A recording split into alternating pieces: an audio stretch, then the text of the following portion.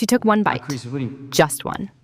And in that single moment, gravy. sitting at her mother-in-law's Thanksgiving table, surrounded by crystal chandeliers and 24 dinner guests and the smell of roasted turkey and cinnamon, Vivian Cole knew someone was trying to kill her. Not because she panicked, not because she was paranoid, because she was FBI, and she recognized the taste of antifreeze hidden underneath the gravy. Here's what Margaret Cole did not know when she carried that gravy boat down the length of her mahogany table with a smile that had never once reached her eyes. She did not know that her daughter-in-law had spent 2 years undercover with organized crime. She did not know that Vivian had studied poison profiles the way other people study recipes. She did not know that the quiet, pregnant woman she had spent 3 years trying to push out of her son's life had, at that very moment, a sealed evidence bag in her evening purse. And she absolutely did not know that what she thought was the perfect crime was about to unravel 40 years of hidden murders, covered-up deaths, and the kind of secrets that society women bury under charity galas and pearl necklaces and carefully managed smiles. But here's the thing that will keep you listening until the very last second of this story. The poison was not the most dangerous thing Margaret Cole used against Vivian. The most dangerous weapon she had was Vivian's own husband. Stay with me. Because this story goes to places you will not see coming, and the ending will change the way you think about who you trust and why. Lesson statement. What this story gives you is simple, and it is this. The most important voice you will ever learn to trust is the one inside you that says, something is wrong. The world will tell you to be quiet, to be reasonable, to not make things uncomfortable. This story is about what happens when one woman refused to be any of those things. The courtroom was so quiet that Vivian Cole could hear her own heartbeat. She sat in the witness box, 8 months pregnant, her hands folded over the shelf of her belly, her spine straight in the way her FBI training had made automatic. The fluorescent lights were harsh. The wooden chair was uncomfortable. She had not slept more than 4 hours in any single night for the past 3 weeks. None of that showed on her face. Across the room, at the defense table, Margaret Cole sat in a dove-gray suit with pearl buttons, silver hair perfectly styled, posture immaculate. She looked like someone's elegant grandmother, which was precisely the problem and precisely the point. The defense attorney stepped forward. His name was Gerald Harmon, and he had a reputation for making federal prosecutors cry. He smiled at Vivian like a man who had already won. "Mrs. Cole," he said, "isn't it true that at the time you began this so-called investigation, you were on administrative leave from the FBI?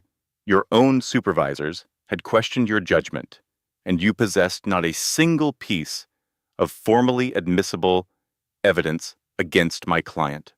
Vivian looked past him, found Margaret's eyes across the room. Those eyes were pale blue and perfectly calm, the eyes of a woman who had never once in 61 years faced a consequence she could not buy her way around. Vivian let the silence sit for exactly 3 seconds. "I had the gravy," she said. Gerald Harmon blinked. The jury leaned forward. Margaret Cole's expression did not change, but something shifted behind her eyes, something cold and ancient and suddenly, for the first time, uncertain. Pause. Rewind. 3 months earlier, Vivian Cole was closing a kidnapping case when the holiday began. 3 children, a basement, 47 hours without sleep, 1 suspect in custody, 3 kids going home to their families.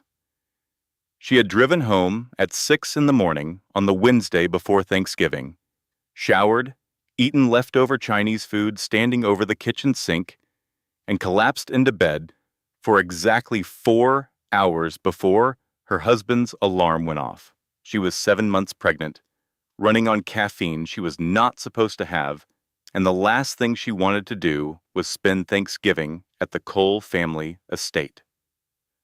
"Please," Daniel had said that morning, finding her standing at the closet staring at her maternity dresses with the expression of a woman preparing for combat. "Mom has been planning this for months. It's one dinner, It is never one dinner, Vivian said. It is a 4-hour performance review conducted over China that costs more than my first car. She's trying. She is performing trying. There is a difference. Daniel put his hands on her shoulders. He had good hands, warm and steady, the hands of a man she had fallen in love with at a charity gala 3 years ago when he had made her laugh twice in the first 5 minutes and she had thought, against all professional instinct, that this one might be worth the risk. One dinner, he said again. For me. She went. The Cole estate sat on 4 acres outside the city, the kind of house that had been passed down rather than bought, with bones that remembered the 1930s and a kitchen that had been renovated 3 times without ever quite losing the sense that it had always belonged to someone else. 24 guests. Long table, crystal chandeliers that threw warm light across faces Vivian had spent 3 years trying to learn. Margaret greeted her at the door with a hug that lasted exactly 1 second too long and smelled of Chanel No. 5. "Vivian, darling," she said, "you look wonderful, so healthy."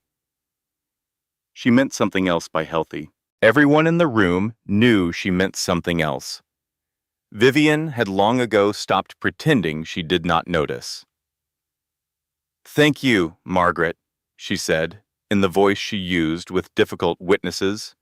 Warm, neutral, giving nothing away. The dinner was everything Thanksgiving dinners at the Cole estate always were. Too much food, too many opinions about Daniel's career trajectory, too many pointed silences when Vivian mentioned her own work. She had learned to navigate it the way she navigated interrogations. Control the information, control the temperature, never let them see you calculating. Then Margaret brought out the gravy. She carried the boat herself, bypassing the caterer she had hired for the occasion, walking the length of the table with the careful deliberateness of a woman presenting something ceremonial. She set it down in front of Vivian's plate, with a soft clink against the fine china. "I made this one special," she said. "Just for you, dear. Rosemary, thyme, a touch of sage, your favorites. You need your strength. Growing my grandchild takes so much out of a woman." Vivian registered 3 things simultaneously. First, Margaret had never once in 3 years of holidays asked Vivian what her favorites were. Second, the emphasis on my grandchild. Not your baby, not our grandchild, my grandchild. Third, the way Margaret's eyes tracked the gravy boat as Vivian reached for the ladle. Not with warmth, with attention, the specific, focused attention of someone monitoring an outcome. Vivian poured a modest amount over her mashed potatoes, lifted her fork, took the smallest possible bite that would not register as suspicious. The taste hit her tongue, and every piece of FBI training she had ever received fired at once. Bitter, wrong, metallic underneath the herbs, underneath the richness of the pan drippings, underneath everything familiar. She had spent 2 years in the behavioral analysis unit studying how people died. She knew this profile. She had encountered it in case files, in toxicology reports, in the testimony of medical examiners who described victims who had presented with kidney failure and been buried as natural causes. This was not rosemary. This was not sage. She took one more small bite for appearance, smiled, set her fork down. Across the table, Margaret was still watching. "Delicious," Vivian said. "You've really outdone yourself." Margaret's smile widened by a fraction of an inch. Vivian pressed her hand against her belly under the table. The baby was still, quiet. "Excuse me," she said pleasantly. "The baby is pressing on my bladder again." Polite laughter from the table. She walked calmly down the hallway. Her heels were steady on the marble. She pushed open the bathroom door, locked it, waited 3 seconds, listened. Nothing. Then she moved. She reached into her evening bag, because she was Vivian Cole, And she carried evidence bags to Thanksgiving dinner because, after 7 years in the FBI, that was simply who she was, and she did what she had been trained to do. She preserved the evidence. She sealed the bag, wrote the date and time on the label in black marker, November 28th, 7:04 in the evening. She looked at her reflection in the mirror above the sink. Dark circles, gray at the temples at 34. The face of a woman who had seen too much and was currently looking at a great deal more. She fixed her lipstick, straightened her dress, walked back to the table. The dinner continued around her. She rearranged food on her plate without eating, a skill she had perfected at 7 years old, navigating dinners with an unpredictable father, and she watched Margaret watch her. And she thought, with the cold clarity that had kept her alive through 2 years of undercover work, whatever is in that gravy, I am going to find out. And whoever put it there is going to answer for it. The FBI field office was 40 minutes outside the city and sat in a building so deliberately unremarkable that most people drove past it without registering it existed. Gray concrete, tinted windows, a flag that had been flying long enough to show where at the edges. That was the point. Vivian met Margot Hayes in the parking garage at 9:15 the following morning. Level 3, Section C, the camera blind spot they had used a dozen times for conversations that needed to happen off the record. Margot was leaning against a concrete pillar with a coffee cup in one hand and the expression of a woman who had been called in on her day off and was choosing to be gracious about it, barely. "You look terrible," Margot said. "Good morning to you, too." "How long since you slept?" Define slept. Margot studied her for a moment. Margot Hayes was 41 years old and had been Vivian's partner for 5 of her 7 years at the Bureau. She was the kind of person who asked exactly one question when Vivian showed up, looking like this. And the question was, never "Are you sure about this?" The question was always, "What do you need?" "I need the lab," Vivian said. "Off the books." Margot did not ask why. She said, "Follow me." The lab was running a skeleton crew for the holiday weekend. Dr. Eleanor Briggs, the senior forensic chemist, was alone at her workstation processing samples on an unrelated fraud case. She looked up when they entered, noted Vivian's badge and her belly in that order, and waited. Vivian placed the evidence bag on the counter. "I need a rush analysis. Full toxicology panel. I think I know what I'm looking for, but I need confirmation." Eleanor Briggs held the bag up to the fluorescent light. The brownish residue was visible through the clear plastic. She turned it slowly. "Where did this come from?" "My Thanksgiving dinner." The silence that followed had weight to it. "I'll have preliminary results in 4 hours," Eleanor said. "Full analysis by tomorrow morning." "Preliminary is fine." Vivian and Margot sat in the break room with bad coffee and worse vending machine crackers and did not say very much. That was one of the things Vivian valued most about Margot Hayes. She understood that sometimes waiting required silence, and she did not fill silence with noise just because noise felt safer. At 2:17 in the afternoon, Eleanor Briggs called. Vivian answered on the first ring. "Ethylene glycol," Eleanor said. Her voice was steady and professional, but underneath it was something else. A careful quality. The voice of someone delivering information they wish they were not delivering. "Antifreeze. The concentration in this sample is significant, Vivian. Based on the amount you described consuming, we are looking at a dose calculated to cause kidney failure within 72 hours. The parking garage tilted around her. Vivian gripped the steering wheel of her car with both hands. She had come down here to wait for the call alone, which was either very smart or very stupid, and she had not yet decided which. "And the baby?" she asked. A pause, careful and precise. In a pregnant woman, the effects would be accelerated. The fetus would be affected first. Miscarriage within 48 hours, then maternal organ failure. Vivian stared at the concrete wall in front of her car. A water stain shaped like nothing in particular, a crack running diagonally from the upper right corner toward the center drain.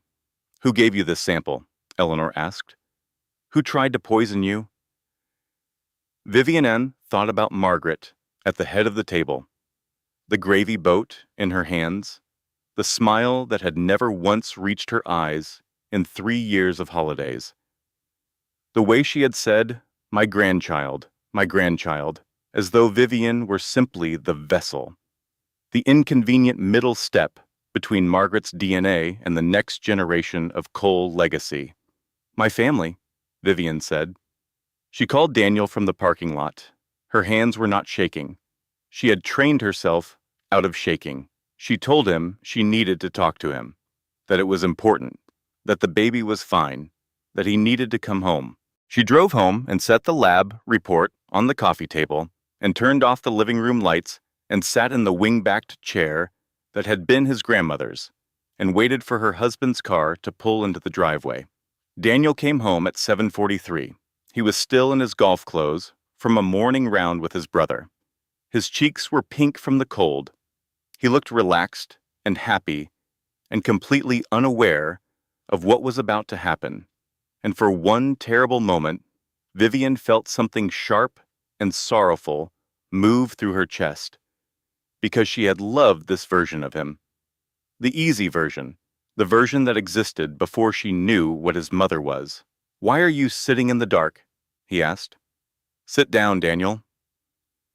He sat. She told him. Lab report across the coffee table, evidence bag beside it, every fact in the order that a federal agent presents facts. Clear, sequential, no editorializing. She watched him read the report, watched the color drain from his face, watched his hands begin to shake. "This is..." He could not finish. "I know. My mother wouldn't..." "The test doesn't lie. Eleanor ran it 3 times. He stood. He paced. He ran his hands through his hair in the gesture she had always recognized as his processing tell.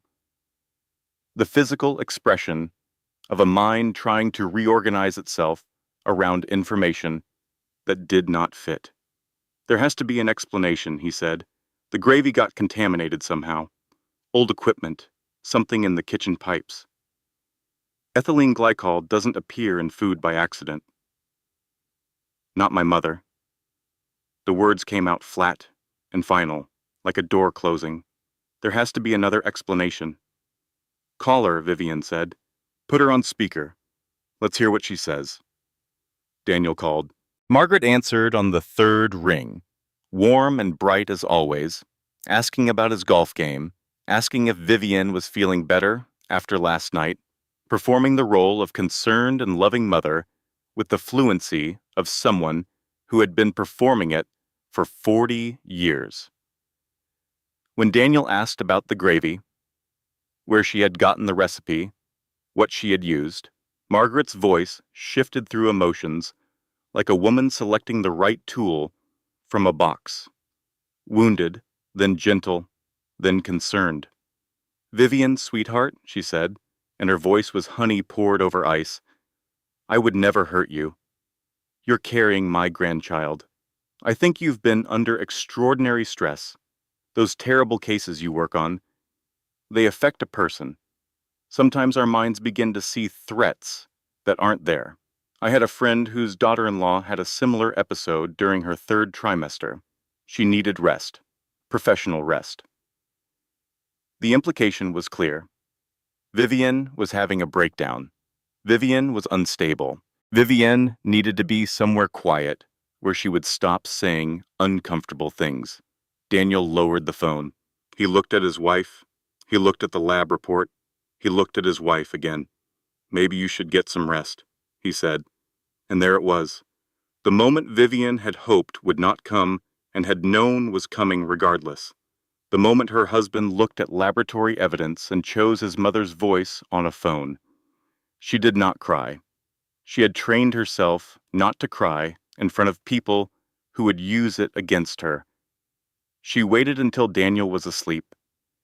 Then she went downstairs and sat on the kitchen floor in the dark, with her back against the cabinet doors and her hands on her belly, and she let herself feel, for exactly 23 minutes, how alone she was.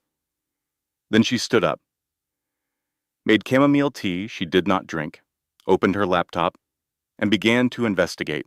The thing about a pattern is that it only looks like a coincidence until you have enough data points to see the shape. Vivian had been trained to find shapes.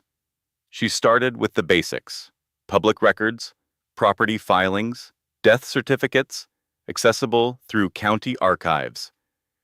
Financial disclosures attached to the Cole Foundation's nonprofit status, which were public record because Margaret had always been meticulous about the appearance of transparency. Robert Cole, Margaret's husband, Daniel's father, died 1989, age 47, kidney failure, ruled natural causes, no autopsy requested or performed. Margaret inherited the entirety of a $14 million estate. Vivian made a note: 47 years old, no prior kidney disease documented in any medical record she could access. The death had been attended by a physician who was, she noted, a longtime personal friend of the Cole family. The death certificate listed cause of death as acute renal failure of undetermined origin. Undetermined origin. She kept going. Frank Whitmore, Margaret's brother-in-law, through her sister Carol. Successful businessman, 3 car dealerships across 2 states. In 2001, he voted against Margaret's request for a $200,000 loan from the family trust, citing concerns about the Cole Foundation's accounting practices. 8 weeks later, Frank Whitmore was dead, age 49, organ failure, ruled natural causes, no autopsy. His life insurance policy, $300,000, was paid to his wife Carol, who then... Vivian found this in a county property filing 6 months after his death. Loaned $50,000 to her sister Margaret for, as the document described it, charitable operational expenses. Vivian sat back in her kitchen chair. The house was silent. 3:47 in the morning. Outside, a car passed on the street. Its headlights swept across the ceiling of the living room in 2 pale arcs. One more. Thomas Bancroft, longtime member of the Cole Foundation board. In 2009, he had voted against Margaret's proposal to redirect $6 million in restricted charitable funds toward a real estate development project that would have substantially benefited the Cole family personally. 6 weeks after the vote, Thomas Bancroft was dead, age 54, ruled natural causes, no autopsy. The foundation vote was reconsidered at the next quarterly meeting, with Thomas Bancroft's replacement voting in favor, and the real estate deal proceeded. 3 men, 3 obstacles removed, 3 deaths ruled natural causes by physicians who had personal or professional relationships with the Cole family. Combined life insurance and inheritance benefits accruing to Margaret or directly to her interests. Approximately $16 million over 20 years. Vivian stared at her laptop screen in the dark kitchen at 4 in the morning, 8 months pregnant and wide awake, and thought, she has been doing this for 40 years, and nobody looked. Nobody looked because Margaret Cole was 61 years old and had a seat on 4 charity boards and had personally funded the new pediatric wing at the city hospital and had been photographed at benefit galas with 3 consecutive mayors. Nobody looked because men who die of organ failure at 47 are sad, not suspicious. And the grieving widow who organizes a beautiful memorial service and donates generously to the hospital in her late husband's name is not a subject for scrutiny. Nobody looked because monsters do not typically announce themselves. She called Margot at 8 in the morning. She could hear in Margot's voice the slight adjustment of someone shifting from off-duty to on-duty, the professional self settling into place. 3 deaths, Vivian said, without preamble, spanning 40 years, all connected to Margaret, all presenting with organ failure symptoms, all ruled natural causes, all benefiting Margaret financially or professionally. I need you to pull everything you can find. Cold case files, medical examiner records, anything that touched these names. A pause on the line. Viv, that is a significant ask. I know. If I pull those files and someone notices, I know, Margot. A longer pause, then send me the names. Margot called back at 6 that evening. Her voice was different, quieter, the quality of someone who has found what they hoped they would not find. There's more, she said. I found contacts Margaret made in the weeks before each death. Catering orders placed through the foundation. Personal meal deliveries to each of the victims during the period of their illness. All 3 of them, Viv. She brought them food while they were sick. She was the caring friend. She was the concerned colleague. She was the devoted sister-in-law. Vivian closed her eyes. She poisoned them, Vivian said, and then she nursed them, so that she would be the last person anyone suspected. The last piece, Margot said. The attending physician on Robert Cole's case retired 2 months after the death. Full pension, new house out of state. The retirement was funded through a private account I cannot trace, but the timeline is suggestive, very. Vivian thought about the gravy boat in Margaret's hands, the careful, deliberate walk down the length of the table, the attention in those pale blue eyes, not the attention of a woman hoping her special recipe would be enjoyed, the attention of a professional monitoring a result. Margaret Cole was not a woman who had made one terrible decision in a moment of desperation. She was a woman who had been doing this for 40 years and had never once been caught, because she was charming and wealthy and generous, and nobody ever pointed a camera at someone like that. Nobody except a pregnant FBI agent who had made the mistake of marrying her son. I need you to do one more thing, Vivian said. Name it. Find out if there were others, women who got close to Daniel before me, anyone who got sick and left quietly, anyone who stayed silent. Another pause, longer this time. Viv, Margot said carefully, you need to be prepared for what that might look like. I know what it might look like, Vivian said. I need to know anyway. She felt safe for exactly 24 hours. That was how long it took between the first lab results and the moment everything she had built came down around her. In those 24 hours, she had a toxicology report. She had a financial pattern. She had 3 suspicious deaths and a partner actively pulling files. She had evidence that was real and documented and scientific. She had, she believed, enough to begin the formal process of opening an investigation that would lead eventually to Margaret Cole being held accountable for what she had done. She was wrong about the 24 hours. The call from Assistant Director Raymond Walsh came at 7:43 in the morning before she had finished her first cup of tea. Cole, my office, now. She knew from his voice that something had happened. Raymond Walsh had been her supervisor for 4 years, and she had learned to read his emotional register the way she read suspects. The slight compression in his vowels when he was angry, the deliberate slowness of his consonants when he was delivering news he did not enjoy delivering.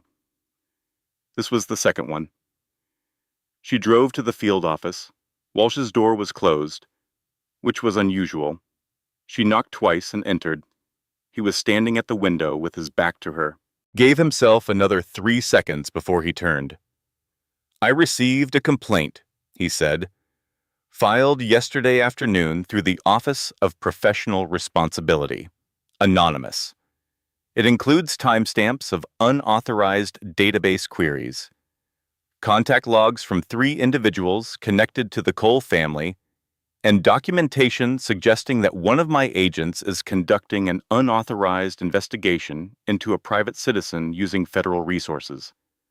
The room was very quiet. "The complaint," Walsh continued, "alleges that this agent believes her mother-in-law is a serial killer and is using her position to manufacture evidence in support of a personal vendetta." Vivian did not flinch. She had spent 2 years undercover in situations where flinching meant death. She was not going to flinch in a government office. "Sir," she said, "the lab results on the gravy sample are admissible. They were processed through official channels before any question of unauthorized inquiry arose. The compound identified was ethylene glycol at a concentration sufficient to—" "Your badge, Cole." She set it on his desk. "Administrative leave, effective immediately. Internal Affairs will review everything." He looked at her for a moment, and she saw in his face something she recognized as genuine regret. "If your evidence is solid, they'll find it. But I cannot protect you from this complaint while you are actively continuing the inquiry. Do you understand?" "I understand." She walked out. She sat in her car in the parking lot for 11 minutes. Then the full weight of it arrived. Margaret had not reacted. Margaret had not panicked. Margaret had filed a preemptive complaint, with documentation, with timestamps, with the kind of organized precision that took preparation, before Vivian had even formally begun an investigation. That meant Margaret had anticipated this. She had known that Vivian would survive the gravy, known that Vivian would test it, known that her FBI training would kick in. She had a contingency plan ready. The anonymous complaint had been filed from a public device, but Margot, who had a talent for finding things that were not meant to be found, traced the IP address that same afternoon. It resolved to a building Vivian recognized, the Cole family law firm. Margaret Cole had not just tried to poison her daughter-in-law, she had simultaneously prepared the legal framework to discredit her if the poisoning failed. This was not a desperate act. This was not impulsive. This was the action of someone who had been operating at this level for a very long time and had learned, through 40 years of practice, exactly how to neutralize a threat. Vivian drove home. Daniel was not there. His suitcase, she discovered when she went upstairs, was gone from the closet. He had left a note on the kitchen counter. "Had to clear my head, staying at Mom's for a few days. I love you. Please rest." She read the note twice, folded it precisely in half, put it in the trash. She sat at the kitchen table, where her laptop was still open to the property records she had been reviewing at 3 in the morning, and she thought about all the ways she could describe what was happening to her. Her mother-in-law had tried to kill her. Her own bureau had pulled her badge. Her husband had moved in with a woman who had poisoned his wife. She had been systematically, methodically isolated. She was 7 months pregnant and alone, and the most dangerous woman she had ever encountered was currently sleeping under the same roof as the man who should have believed her. She pressed her hands flat against the table. Then she opened a new document and began writing down everything she knew, in order, with dates and times and sources, the way she had been trained to build a case. Not because she had a plan yet, but because a case without documentation was not a case at all, and Vivian Cole did not stop building cases just because someone had taken her badge. She had not expected the gift basket. 3 days after Daniel left, she opened her front door to find it sitting on the porch. Tasteful, expensive, a card in Margaret's handwriting, thinking of you during this difficult time. The herbal tea is particularly good for pregnancy stress. With love. Vivian stood in the doorway looking at it for a long moment. Then she put on a pair of gloves, bagged the tea separately from the rest of the basket, and drove to the field office. She walked past the security desk, the guard on duty, a young man named Pete, who had worked at the bureau for 3 years and had once asked Vivian for advice on reading body language, waved her through without thinking, and went directly to Margot's desk. She put the bag down. Margot looked at it. "What is this?" "She sent me a gift basket, while I am on administrative leave for investigating her." Margot was quiet for a moment. Then, "That is either the most brazen thing I have ever witnessed, or the most confident." "It's both," Vivian said. "She is not scared, Margot. She has never been scared, because nothing has ever touched her." Eleanor Briggs ran the tea that same afternoon, off the records, because Eleanor Briggs had read the first toxicology report, and some things could not be unknown. The tea tested positive. Different compound this time. Colchicine, a plant-derived toxin, harder to detect than ethylene glycol, presenting with symptoms nearly identical to natural illness. Nausea, organ stress, gradual systemic failure that mimicked the progression of a dozen common conditions. It was, forensically, a significant upgrade over the first attempt. Margaret had not been rattled by the failure of the gravy. She had simply adjusted her method. That night, Vivian woke at 2 a.m. with cramping that started in her lower back and moved forward with a deliberate, escalating urgency that she recognized immediately as wrong. She drove herself to the hospital. She sat in labor and delivery for 6 hours while monitors tracked her daughter's heartbeat, and doctors used words like stress-induced and precautionary and let's just watch her overnight. The baby was fine. The contractions were not labor. Her body was reacting to everything her mind had refused to collapse under. A night shift nurse, middle-aged and kind, came in around 4 a.m. to check the monitors. "Is there someone we can call?" she asked. "A husband? A family member?" Vivian looked at the ceiling. "No," she said. "There's no one." The nurse squeezed her hand once and did not push, and Vivian stared at the ceiling of the hospital room in the blue-gray light before dawn and allowed herself to acknowledge, for the first and only time, that she was frightened. Not of Margaret, not of what Margaret might do next, of how alone she was in fighting it. She was discharged at 8 a.m. She drove home, and sitting on her porch steps, in a tan coat with her hands folded in her lap, was a woman she had never seen before. The woman on the porch steps was 38 years old and looked, at first glance, like someone's quietly composed older sister. Brown hair pulled back. Good coat, sensible shoes. No expression that gave anything away. Vivian had 6 years in behavioral analysis. She noted the hands immediately. They were folded too precisely in the woman's lap. The kind of precise that comes from actively controlling something. "Mrs. Cole," the woman said, "my name is Diane Whitmore. Frank Whitmore was my father." Vivian stood very still on the porch steps. "You've been investigating his death," Diane continued.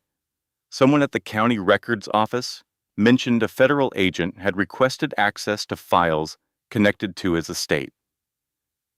A brief pause. "I've been waiting 23 years for this conversation." Vivian opened the door. "Come inside." They sat at the kitchen table.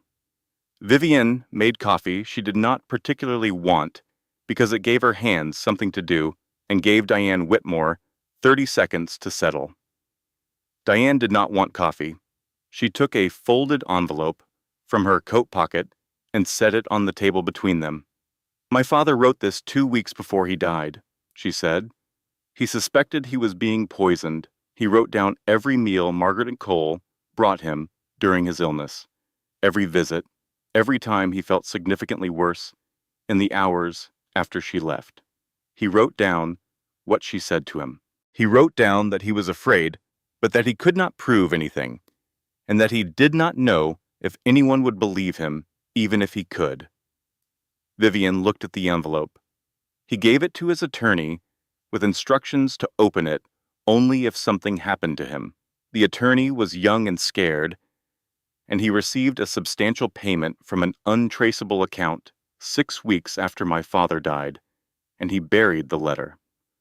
Diane's voice was even and controlled in the way that things are controlled when they have been controlled for a very long time. He died last year. His estate was settled through his firm, and when his files were cataloged, a junior associate found the envelope and forwarded it to me. She did not know what it was. She thought it was a routine correspondence. Vivian's reached out, touched the edge of the envelope without opening it. "Diane," she said carefully, "I have to be honest with you about where I am right now. I am on administrative leave. My authority to conduct an official investigation is suspended. The woman you are describing has significant legal resources and has already used them to preemptively undermine my credibility." "I know," Diane said. "I read everything I could find about what's happening, about the gravy." She looked at Vivian directly. "I came anyway." "Why now?" "Because you are the first person in 23 years who has looked." Diane's composure shifted slightly, a hairline fracture in the controlled surface. "My father was 49 years old. He had 3 grandchildren he never met because Margaret Cole decided he was inconvenient. I have been living with that knowledge for 23 years, and I have told exactly no one because no one would have believed me. But you—" She stopped, steadied. "You have a lab report." Vivian looked at the envelope on the table. "I'll need to verify the chain of custody on this document before it can be considered evidence," she said. "The attorney who buried it, his firm, the associate who found it, all of that needs to be documented carefully. I have the junior associate's contact information. I have the attorney's original intake records from when my father gave him the letter. I have the estate filing that shows when it was found." Diane opened her coat and produced a second, thicker envelope. "I prepared a file." Vivian stared at the second envelope. Then, despite everything, she felt the corner of her mouth move upward slightly, because here was this woman, 38 years old, carrying 23 years of silent knowledge, who had shown up on her porch with organized documentation. "You prepared a file," Vivian said. "My father was a businessman. He always said if you're going to make a case, make it clearly." For the first time in 5 days, Vivian felt something other than exhausted and afraid. She felt, quietly and with great caution, hopeful. She was wrong to feel hopeful yet. She did not know that yet. But for 48 hours, after Diane Whitmore left her kitchen, Vivian believed she was turning a corner. She had a letter from a victim. She had documented financial patterns. She had 2 positive toxicology results. She had Margot actively running down every file connected to Margaret Cole's history. She believed she was about to win. Then Gerald Harmon, Margaret's lead attorney, filed an emergency motion in federal court at 8:15 on a Thursday morning. The motion argued that all evidence gathered by Vivian Cole during the period of her administrative leave constituted an unauthorized investigation and sought an injunction preventing any of it from being introduced in any subsequent proceeding. The judge who signed the injunction within 4 hours of the filing was the Honorable Arthur Pemberton. He had attended Margaret Cole's annual charity gala for 15 consecutive years. He had received a $40,000 donation to his re-election campaign from a PAC that Vivian, pulling threads in the 2 hours between the filing and the signing, traced through 3 layers of LLC structure back to a Cole family trust. The letter from Frank Whitmore was inadmissible. Hearsay. Vivian's off-books toxicology results on the gift basket tea. Inadmissible. Fruit of unauthorized inquiry. Every financial record she had assembled during her leave. Inadmissible. Everything she had built in 6 days of sleepless work. Legally untouchable. She sat in her kitchen with the injunction on the table in front of her and thought about Margaret Cole, who was at this precise moment probably having lunch somewhere pleasant and remarking to a companion on what a difficult time poor Daniel was having. She thought about Frank Whitmore, at 49 years old, writing a letter he hoped someone would someday find. She thought about this baby, who kicked once, firmly, against her palm. She picked up her phone and called Margot. She had a contingency plan for the contingency plan, Vivian said. I know. Tell me you found something she didn't cover. A pause on the line, longer than she wanted, and then, I think I found something she forgot existed. The thing about paper is that it does not update itself. Digital records can be accessed and altered and expunged. Electronic files leave traces, but those traces require someone looking for them, and looking for them requires authorization. And authorization can be revoked by a judge who attends the right charity galas. The systems that powerful people use to protect themselves are electronic systems, because electronic systems can be managed. Paper is harder to manage. Paper sits in boxes in county archives, misfiled and forgotten, accumulating the quiet dust of decades, waiting for the specific combination of a researcher motivated enough to look and a filing system obscure enough to have escaped the attention of very expensive lawyers. Margot called at midnight. 1989, she said. Robert Cole's death. County Medical Archive, not the federal system. A physician's personal case notes, filed separately from the official record because she was flagging a concern she could not prove, but could not in good conscience leave undocumented. Vivian sat up straighter. Who? Dr. Eleanor Shaw. She was the emergency room attending who treated Robert Cole in his final days. She noted, in her own handwriting, in her personal file, signed and dated, that his symptom progression was inconsistent with natural renal failure. She recommended a toxicology panel. She was overridden by the attending cardiologist, a man named Dr. William Forsyth, who was a personal friend of the Cole family and who signed the death certificate. Is she still alive? She is.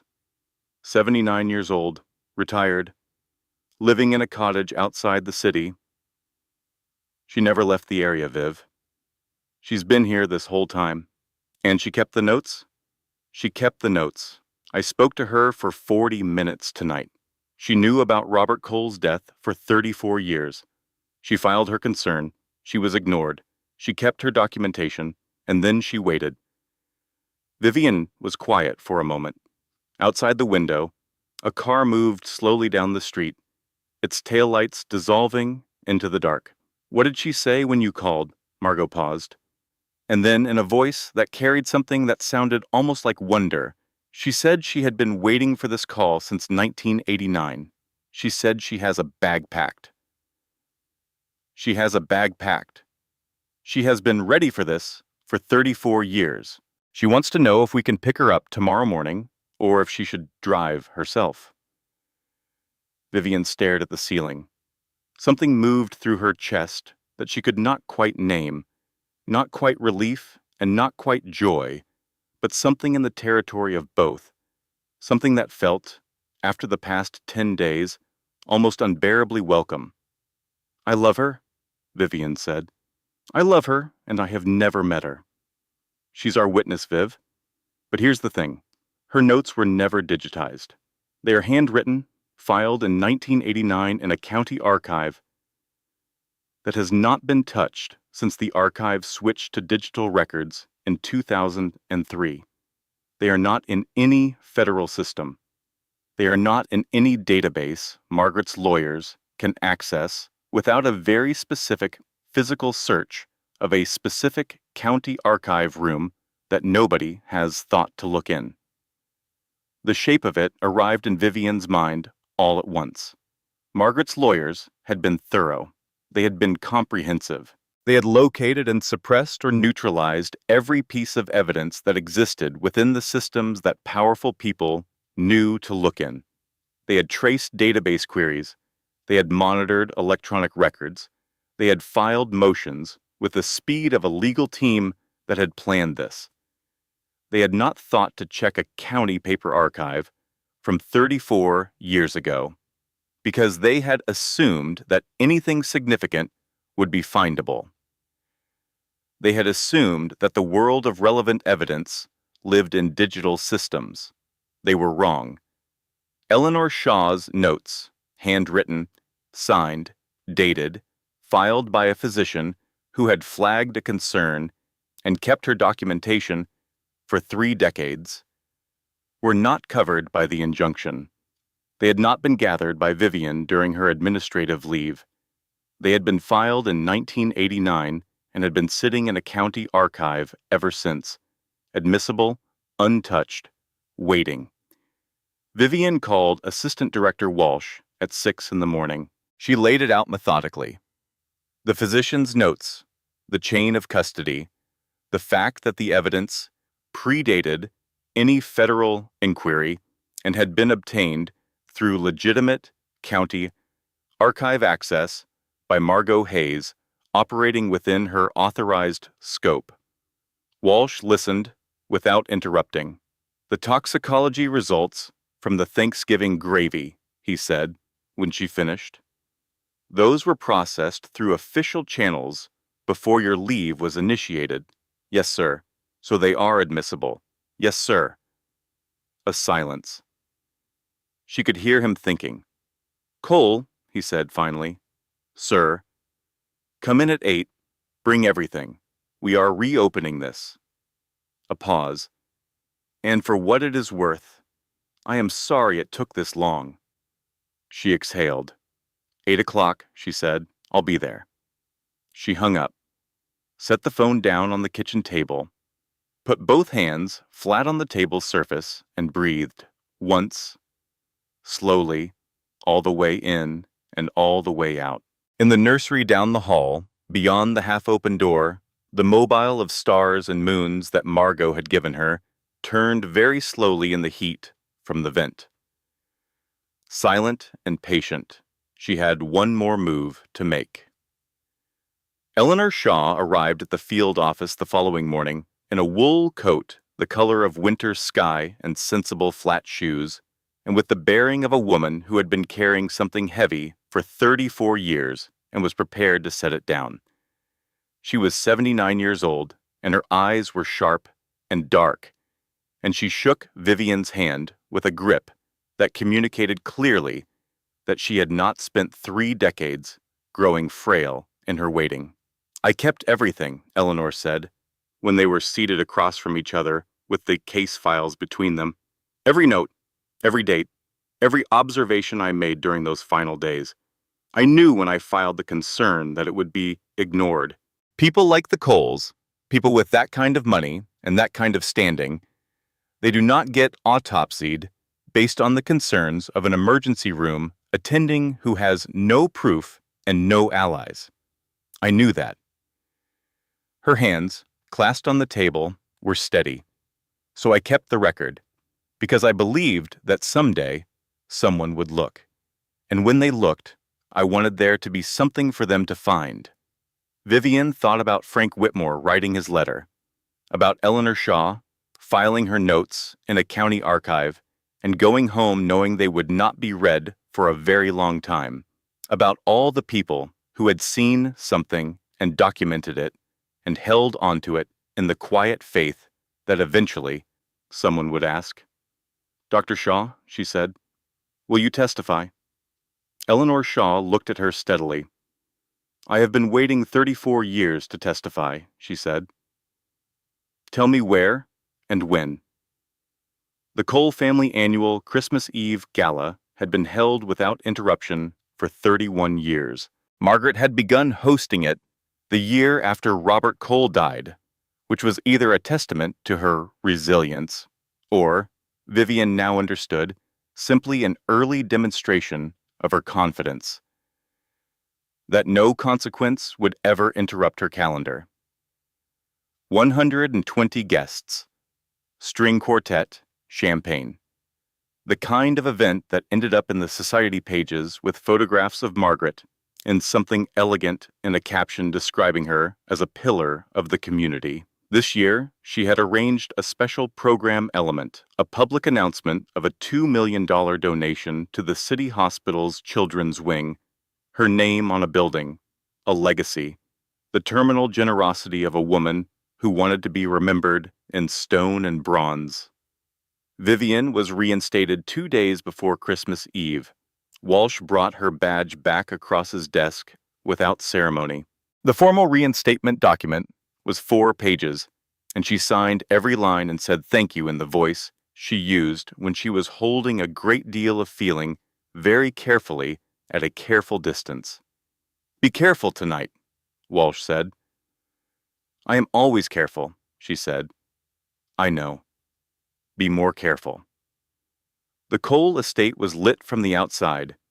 Strings of lights across every roofline, candles in every window, the circular driveway filled with the cars of people who attended this party every year because it was an occasion and because Margaret Cole had a way of making people feel that not attending was a kind of social demotion.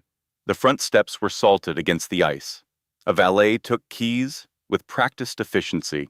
Inside, through the tall windows, the shapes of guests moved in warm light, and somewhere a string quartet was playing something classical and seasonal, and the faint sound of champagne glasses made a sound like distant bells. Vivian stood at the edge of the property at 8:15 with her badge clipped to her belt, and Margot on her left, and 4 additional agents fanned out at positions they had identified in the morning's walkthrough.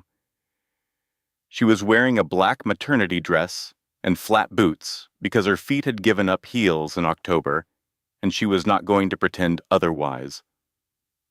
On the most significant arrest of her career. Ready? Margot said. The baby kicked. Ready, Vivian said. The front door was unlocked because Margaret Cole did not lock her doors during her gala because her guests were the kind of people who did not require locked doors to feel safe, and because nothing had ever come for Margaret Cole through an open door, until now. The room went quiet, the way a room goes quiet when something shifts from festive to consequential. Not all at once, but in a ripple, the conversation nearest the door dying first, and then the next ring, and then the next, until the string quartet registered the silence and trailed off on an unresolved chord that hung in the air. 120 faces turned. Margaret was standing near the Christmas tree, red velvet dress, diamonds at her throat, champagne flute in her right hand. She looked, as she always looked, like someone who had arranged the scene around herself and was satisfied with the result. She saw the badges, she saw Vivian, and for a fraction of a second, a fraction so brief that only someone who had spent years studying the gap between what people feel and what they allow to show would have caught it. The mask slipped. Not fear, something colder than fear. The expression of someone who has run a calculation and arrived, for the first time, at an answer they did not expect. Then the mask returned, the smile, the pearls. Vivian, darling, Margaret said. What a lovely... Margaret Elizabeth Cole. Vivian's voice carried across the silent room without effort. She had spent 7 years learning to project authority into silence. This was what that training was for. You are under arrest for the murder of Robert Cole. For the murder of Frank Whitmore. For the murder of Thomas Bancroft. For the attempted murder of Vivian Cole. For the attempted murder of Vivian Cole's unborn child. The champagne flute fell. It shattered on the marble floor in a sound like a single sharp note, and the golden liquid spread across the white stone in a slow, deliberate pool, and 120 people held their breath. You have the right to remain silent.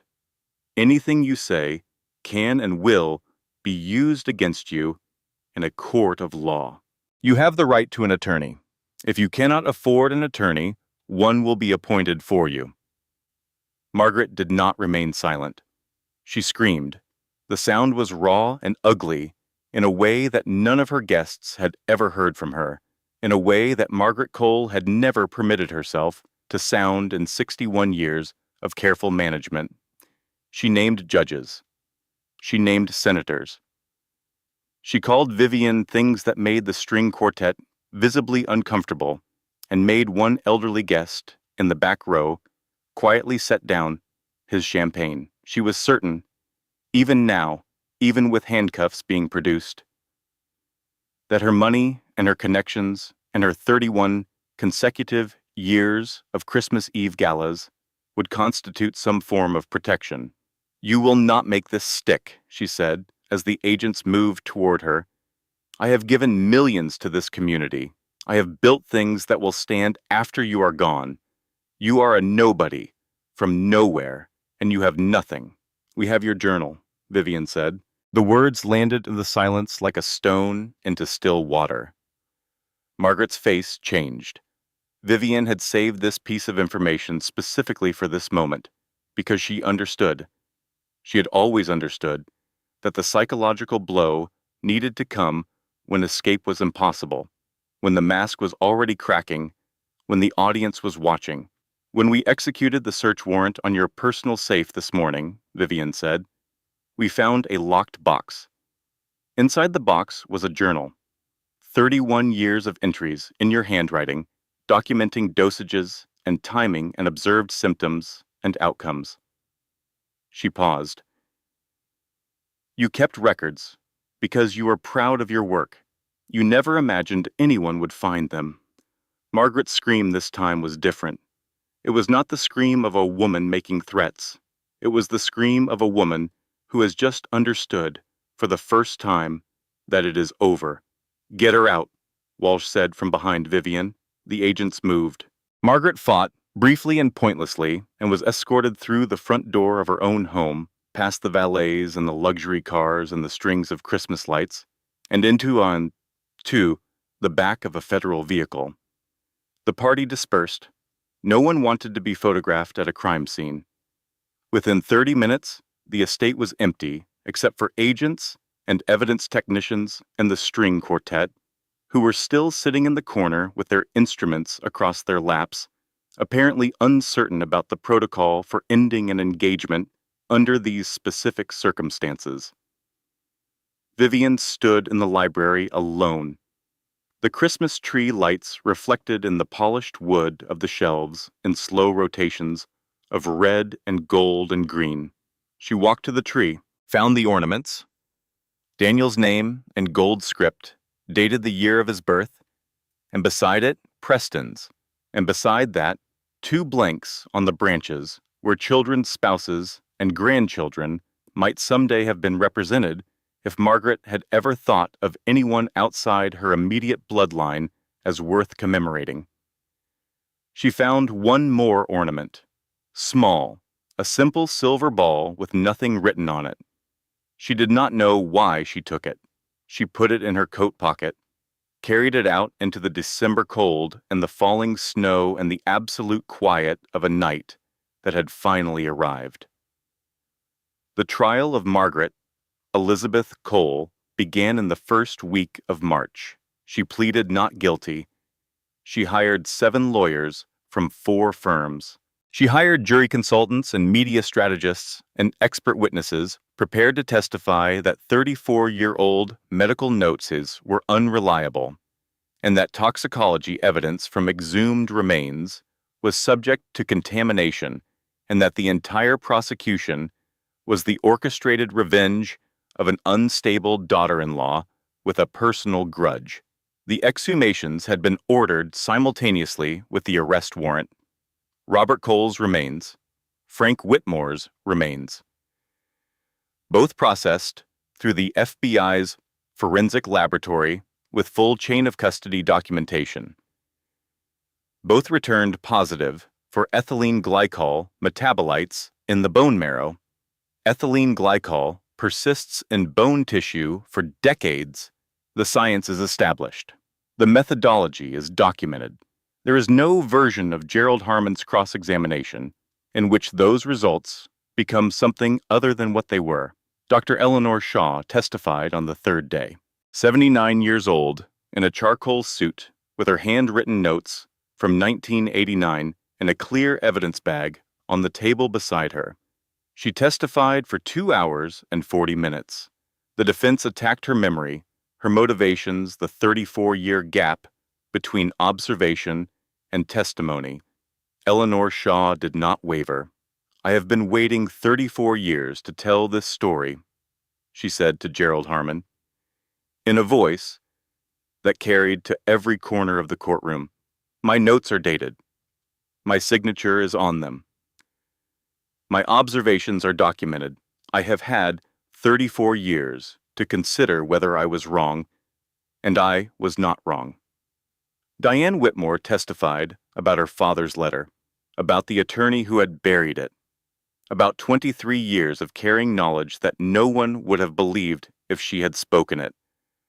The defense called her bitter, motivated by grief and resentment, looking for someone to blame for a natural death. Diane Whitmore looked at the jury and said, "My father wrote in that letter that he was afraid, and that he did not know if anyone would believe him. He was right to be afraid, and I am here to tell you that someone believes him now." Vivian testified on the 7th day, 6 hours on the stand, every piece of evidence laid out in sequence, in the ordered, methodical way she had been trained to present a case: the gravy, the lab results, the financial patterns, the 3 deaths, the gift basket, the tea, the physician's notes, the journal found in the locked box in Margaret Cole's safe, 31 pages of which were read into the record in full. In Margaret Cole's own handwriting, in the careful clinical language of someone who considered what she did to be a form of management. Gerald Harmon tried everything. He tried vindictive daughter-in-law. He tried unstable federal agent.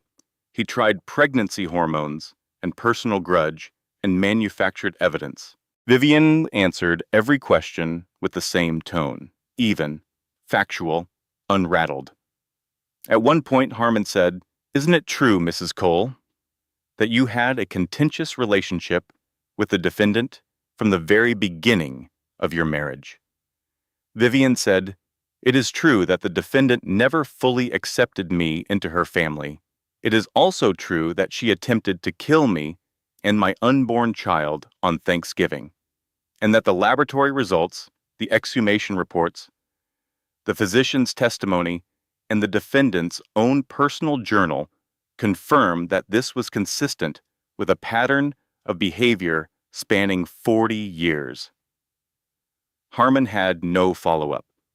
The jury deliberated for 3 days. Vivian's daughter, Claire Margot Cole, had been born 6 weeks before the trial began. 7 pounds 4 ounces, dark hair, eyes that were dark blue and would probably change. She slept through most things with the serene confidence of someone who had decided the world was, on balance, acceptable.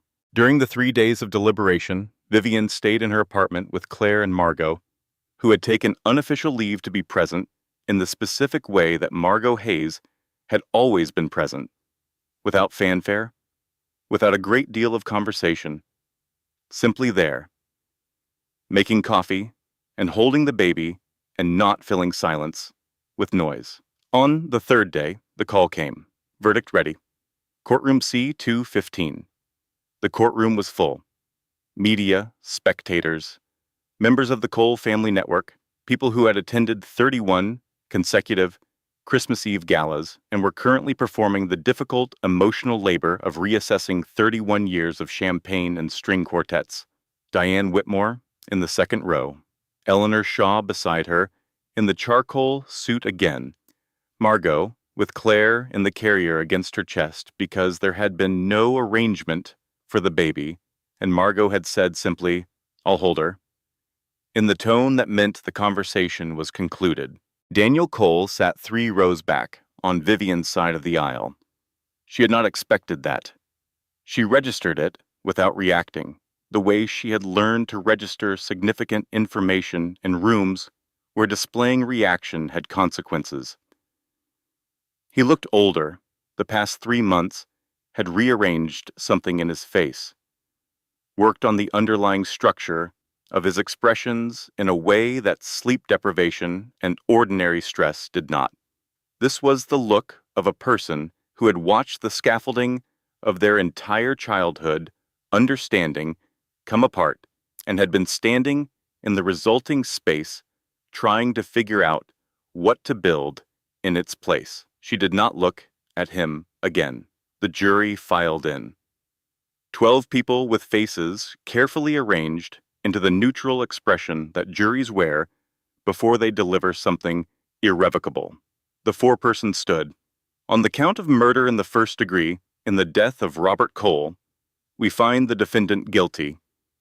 A sound moved through the room. Not quite a gasp, something between an exhale and a gasp. On the count of murder in the first degree in the death of Frank Whitmore, we find the defendant guilty. Diane Whitmore's hands, clasped in her lap, went white at the knuckles. On the count of murder in the first degree in the death of Thomas Bancroft, we find the defendant guilty. Margaret sat perfectly still at the defense table. Her composure had been absolute through 7 days of testimony. It held now. She was looking back at a point slightly above the jury's heads, in the middle distance, as though she were attending an event of moderate interest. On the count of attempted murder of Vivian Cole, we find the defendant guilty. On the count of attempted murder of an unborn child, we find the defendant guilty. 5 counts. Guilty on each. Margaret's composure did not hold. She stood. Her chair scraped back with a sound like a struck chord. "This is a conspiracy," she said, and her voice was not the warm, measured voice of a society matron, but something else underneath it, something angular and cold and very old. "That woman destroyed my family. She poisoned my sons against me. She manufactured evidence and manipulated a jury and—" Order. The judge's gavel came down. "I am Margaret Cole. I built this community. I gave $2 million to that hospital. You cannot do this to me. You cannot." The guards moved. She fought them. She kicked. She said things that would be quoted in the news coverage the following day, and that most of the reporters would describe as shocking. Though Vivian had recognized, sitting in that witness box, the sound of a person who had never once in 61 years been told no by someone who had the actual authority to enforce it. They took her out through the side door. The room exhaled. Sentencing came 2 weeks later. Life without the possibility of parole.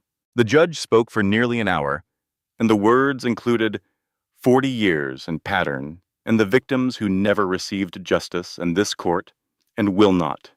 Vivian sat in the gallery. Claire was with Margot outside. She listened to every word. When they led Margaret out for the final time, Margaret turned at the door, found Vivian's face in the gallery with the accuracy of a woman who had spent 61 years identifying the person in any room who was the specific threat. Their eyes met. "This is not over," Margaret mouthed.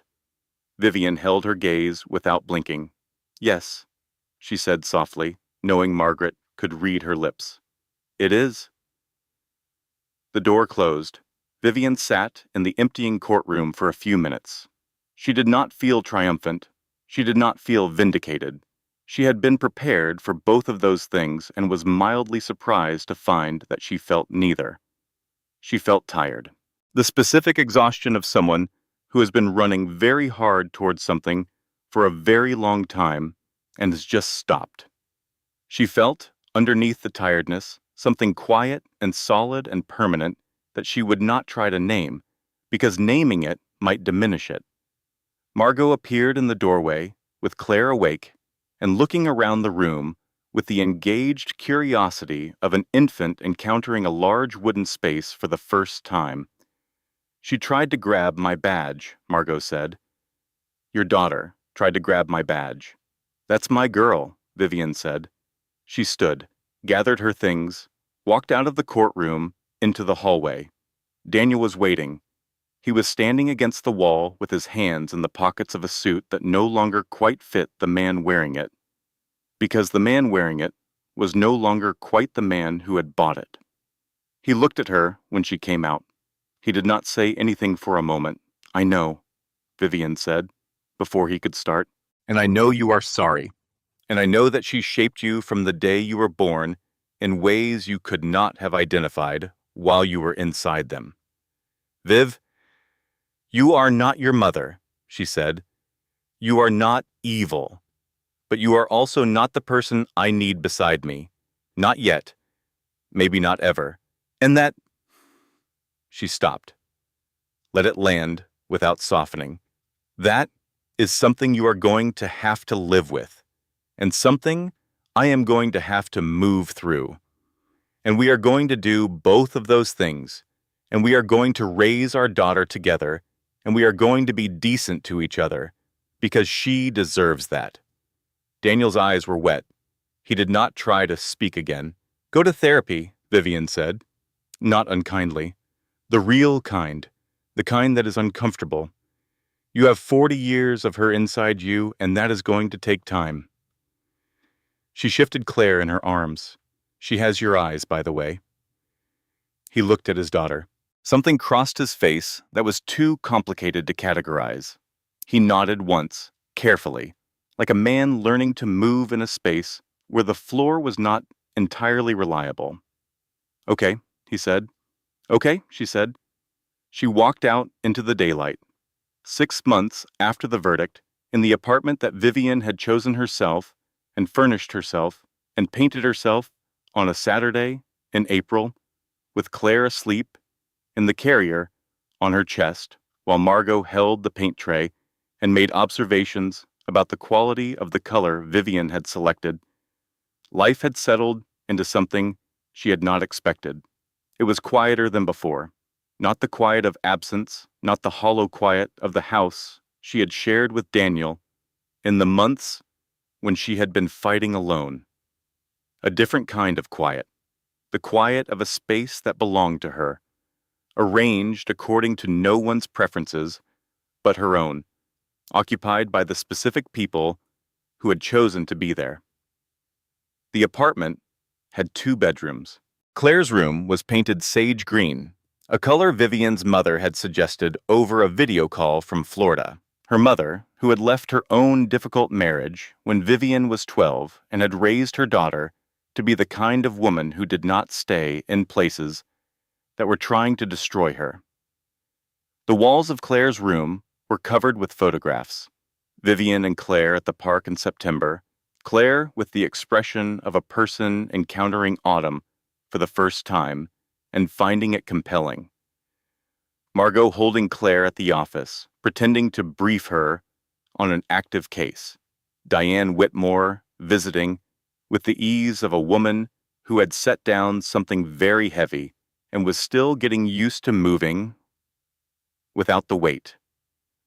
Eleanor Shaw, on her visit in October, holding Claire with the care of someone who understood exactly what this child's survival had cost and meant.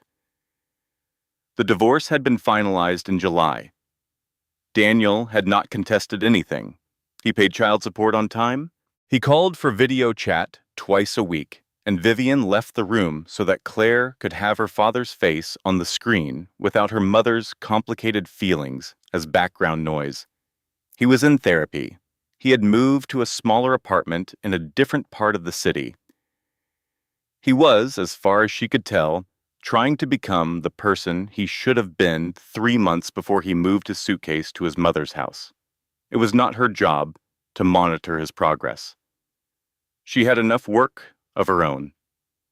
Assistant Director Walsh called on a Tuesday morning when Claire was at the daycare down the hall from Vivian's office, and Vivian was sitting at her desk reading a case file from a woman in Ohio whose husband had been slowly making her ill for 2 years before she had identified the pattern herself and called the bureau.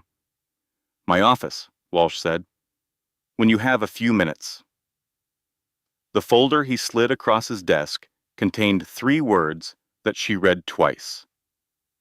Supervisory Special Agent, youngest in the division, Walsh said. The Cole case opened 4 separate cold case investigations across 3 states. The pattern you identified, the methodology you documented, it gave us a framework.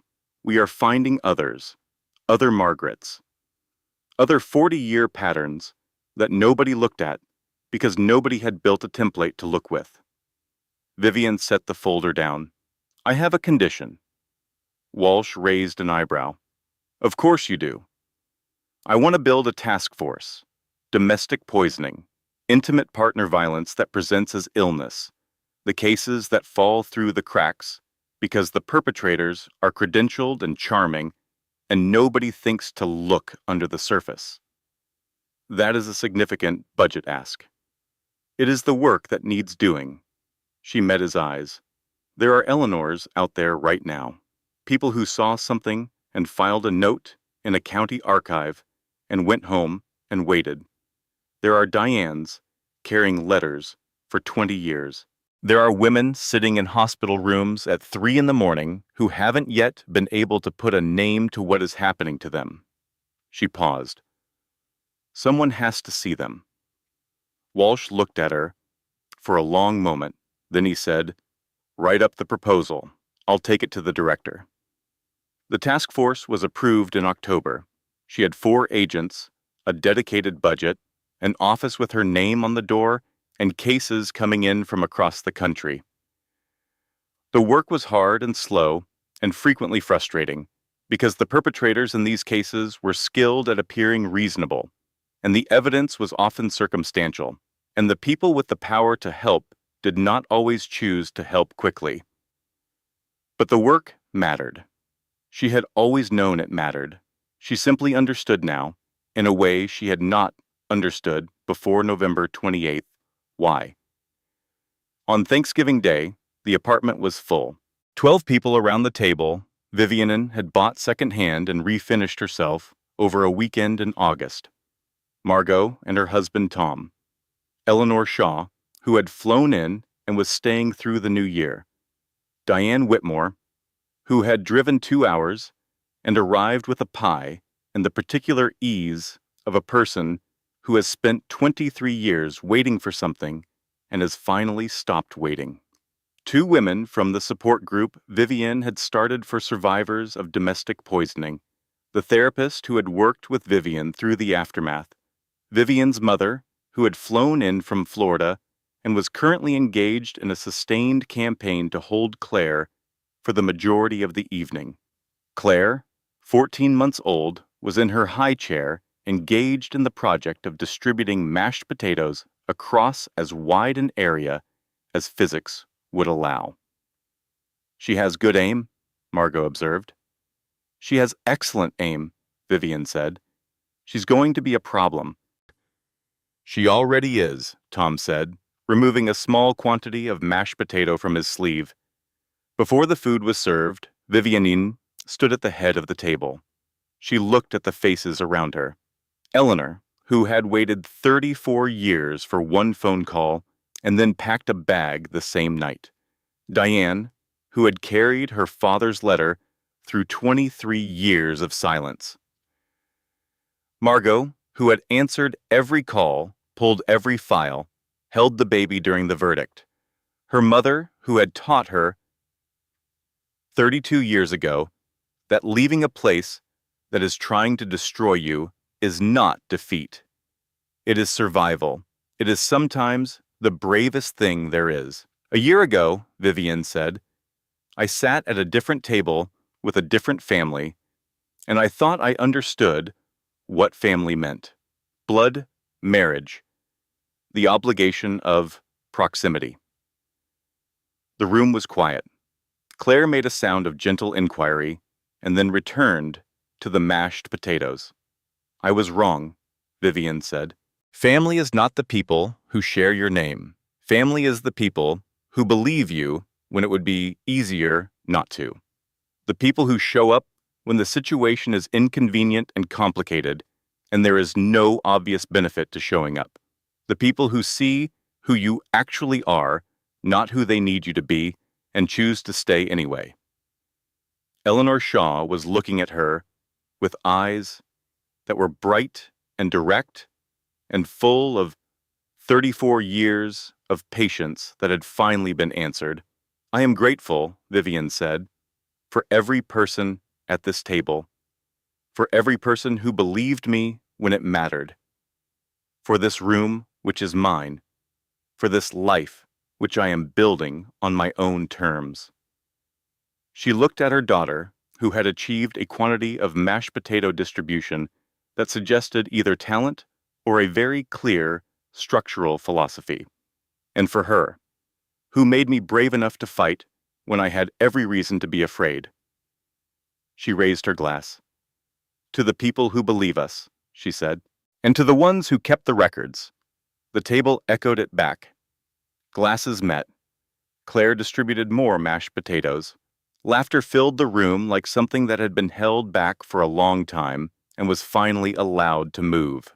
Later, after the dishes were done and the guests had gone, and Claire was asleep in the sage green room with the sound machine running and the mobile of stars turning slowly above her crib, Vivian stood at the kitchen window. The city spread out below. Its lights moved and pulsed and shifted the way city lights always do, in constant low-level motion. The evidence of millions of lives happening simultaneously, most of them ordinary, some of them not. She thought about Eleanor Shaw in an emergency room in 1989, writing notes she knew would be ignored, filing them anyway, going home and beginning a journal she would keep for 34 years.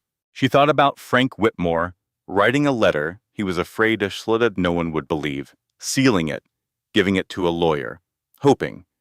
She thought about Diane Whitmore carrying that letter through 23 years of silence and then sitting on a stranger's porch steps at 8 in the morning because the stranger had a lab report and Diane had waited long enough. She thought about Margaret Cole in a federal facility, still convinced, probably, that something would eventually resolve in her favor, because nothing had ever not resolved in her favor before, and 61 years of impunity is its own kind of faith. And she thought about herself, a year ago on a bathroom floor, spitting into a toilet, reaching into an evening bag for an evidence bag, because she was Vivian Cole. And she had been trained to preserve evidence, and that training had, in the end, been the thing that preserved her. The baby monitor crackled. Claire made a soft sound, a contented sound. The sound of a person who is warm and full and safe and has not yet had reason to understand that any of these things are not guaranteed. Vivian walked to the nursery, stood over the crib, watched her daughter sleep. You are going to know your own worth, she said softly. From the very beginning, before anyone teaches you to doubt it, you are going to trust your instincts. You are going to believe yourself when something feels wrong. You are going to fight. She touched Claire's cheek. The baby sighed and did not wake. And if anyone ever tells you that what you know to be true is something you imagined, you are going to find the evidence, and you are going to hold on to it, and you are going to wait for the person who will listen. She turned off the light, stood for a moment in the doorway. Behind her, the mobile turned in the dark. Stars and moons, patient and slow, circling in the quiet above, a sleeping child who did not yet know what her mother had survived to bring her here, to this room, to this life, to this particular version of safe. That was all right. There was time. There was a great deal of time. Closing disclaimer, this story was researched, constructed, and manually edited by our team, crafted with intention to bring you not just drama, but meaning. Every detail exists to remind you of something true, that ordinary people face extraordinary things, and that courage is not the absence of fear. It is deciding that the truth matters more. If this story moved you, hit like. It takes 1 second, and it tells us to keep making content like this. Drop a comment below. Tell us, which moment hit you the hardest? We read every single one. Share this with someone who needs to hear it today. Someone who has been doubted. Someone who has been told their instincts were wrong. This story is for them. And if you are not subscribed yet, join us. Every week, we bring you stories of real courage, real consequence, and real people who refuse to stay silent. We will see you in the next story.